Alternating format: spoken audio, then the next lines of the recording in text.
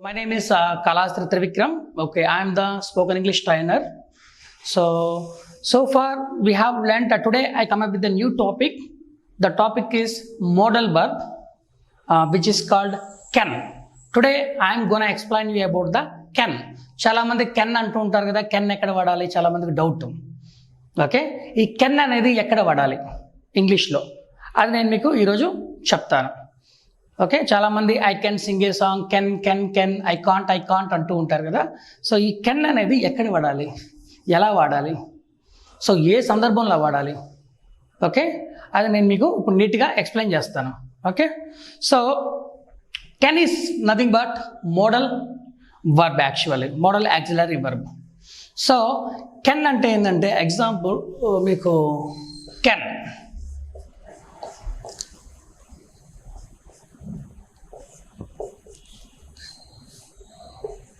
Can అంటే ఏంటంటే యాక్చువల్గా ability. Okay, can talks about the ability. Can అంటే ఏంటంటే మన సామర్థ్యాలని, మన ఒక సామర్థ్యాలను మనం చెప్తున్నప్పుడు మనం ఈ కెన్ అనేది వాడాలి యాక్చువల్గా. ఓకే, ఈ కెన్ అనేది అంటే మన ability. Can is used to talk about the ability of a person to do something. when you have the ability, when you have the capacity to do anything, then we keep using this modal auxiliary which is called can. It talks about the ability, the action which demands for your ability to get it completion. So then we keep using this can. So మన ఒక ఎబిలిటీని, మన ఒక సామర్థ్యాల్ని మనం చెప్పాలంటే మనం ఈ can అనేది వాడాలి. లిటరల్లీ కెన్ అంటే తెలుగులో మీనింగ్ ఏంటంటే చెయ్యగలను. కెన్ అంటే చెయ్యగలను, ఏం చేయగలవు, ఆ తర్వాత ఏ పని అయితే పెడతామో ఆ పని చెయ్యగలను అన్న మీనింగ్ వస్తుంది. కెన్ తర్వాత ఏ వర్బ్ అయితే వాడతామో అది ఆ పని చేయగలను అని వస్తుంది. మనకి 3 ఫార్మ్స్ వర్బ్స్ ఉన్నాయి కదా, past tense, present tense and past participle. Can, come, came, come, sing, sang, sung, beat, beaten, eat, ate, eaten. Okay, ఇలాంటి 3 ఫార్మ్స్ వర్బ్స్ ఉన్నాయి కదా, మనకు ఫస్ట్ ఫార్మే వాడాలి ఎప్పుడు కానీ.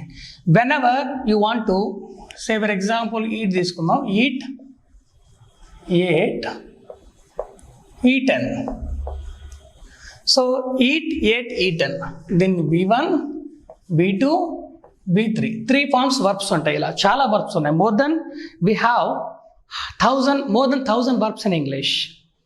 ఓకే, ఫస్ట్ ఫామే వాడాలి ఎప్పుడైతే మన ఈ కెన్ వాడుతున్నాం. ఎప్పుడు కానీ చాలామంది నన్ను డౌట్స్ అడుగున్నారు, సార్ కెన్ వాడుతున్నప్పుడు ఐఎన్జీ వాడాలా వాడకూడదా?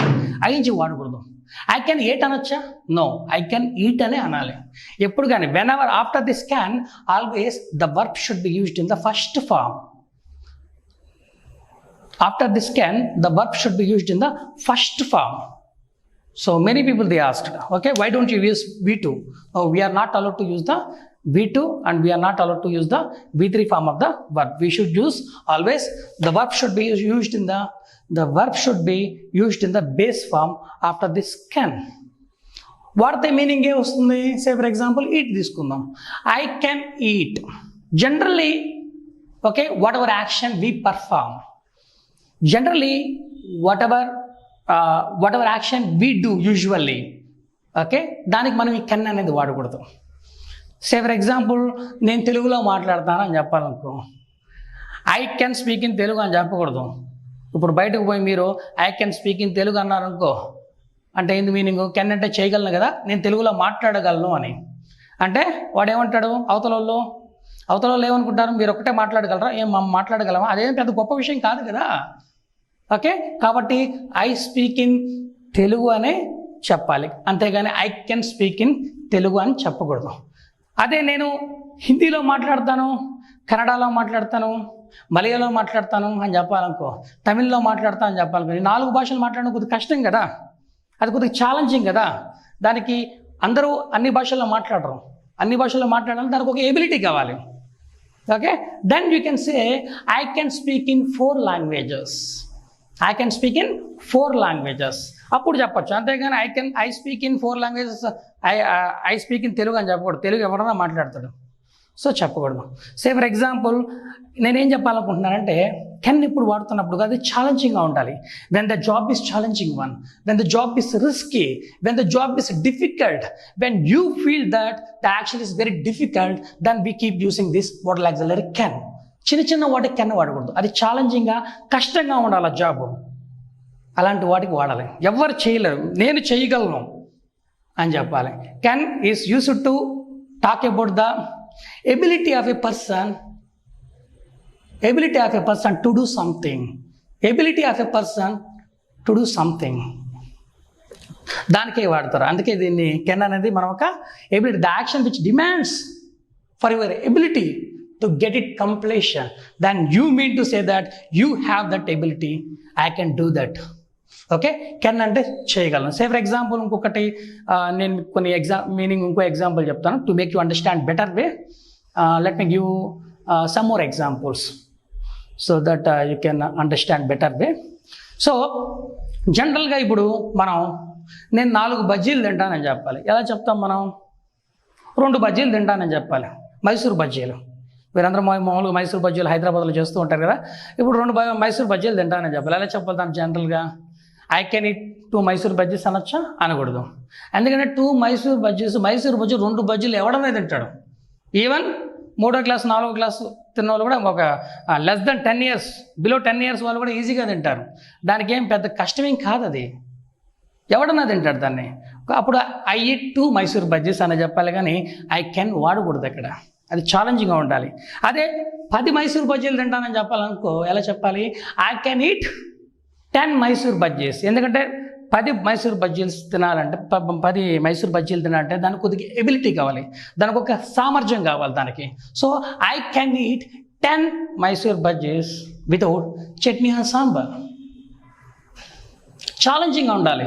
When the job is challenging, అందుకే నేను ఇంతకు చెప్పాను, when the job is challenging one, when the job is difficult, when the job is risky, then we can use this modal auxiliary which is called can. Ability example ఇంకా నేను కొన్ని examples ఇస్తాను, నాకు తెలిసి మీ అర్థమైంది అనుకుంటా. సో ఇప్పుడు ధోని గురించి తీసుకుందాం.